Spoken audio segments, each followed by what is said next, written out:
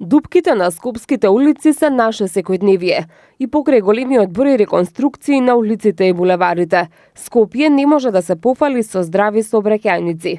Најмногу забелешки на оштетените улици имаат возачите чии автомобили секојдневно се на удар на дупките.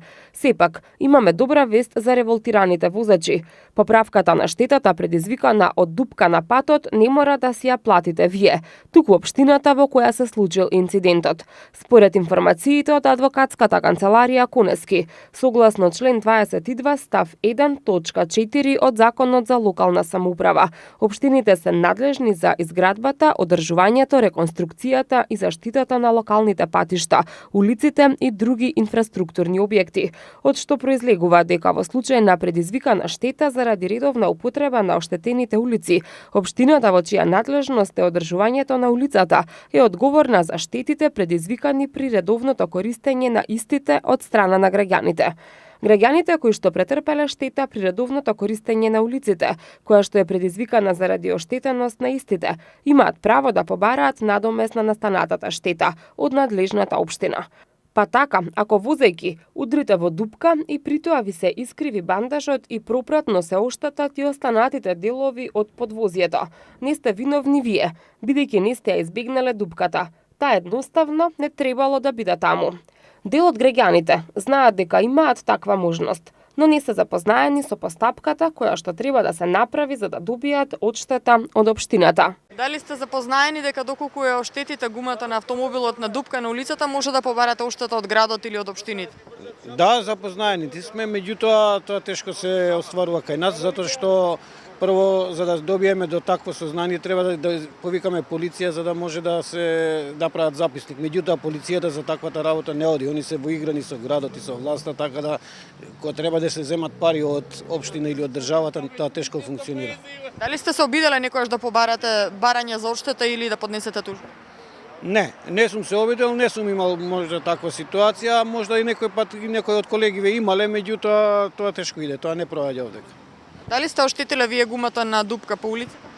Да, ама не сум барал овакво оштета, затоа што и да дојде до такво нешто, процедурата е многу голема и многу тешко да земеме пари од институциите. Они само едносмерно функционираат од нас, граѓаните, према институциите, од институциите према граѓаните не. Запознаена сум, ама не знам баш точно во детали што точно покрива таа оштета. А дали ви се период, нели, нормално, пошто ние сме автошкола и нонстоп сме изложени на такво нешто. Ви се случило ли да ги оштетите гумите на автомобилот на дупка? Да, искрено кажано, да. Според вас каква е состојбата со дупките по улиците? Па е лоша, малку се поправа, не можам да речам дека е исто пред 2-3 години, али има уште пак се појавува. Се појавува, да. Дали би побарале вие оштета доколку ја оштетите гумата? Па не знам, искрено да ви кажам, до сега сум ја оштетила и не сум побарала оштета. Не знам точно како е баш законот, за која постапка да се тера, која процедура. И тоа е тоа. И не сме се осмелиле.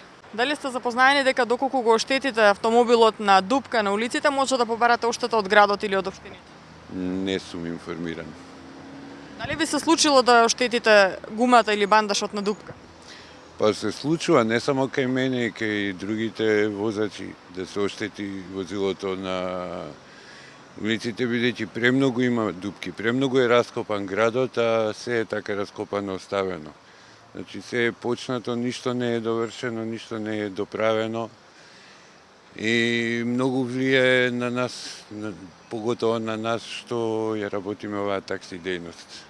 Со цел да добиеме поконкретни информации околу постапката и процедурата која треба да се следи за да добиете одштета од општината, се обративме и до адвокатската канцеларија Конески, од каде што информираат дека потребно е да направите полициски записник, а потоа и вештачење на возилото.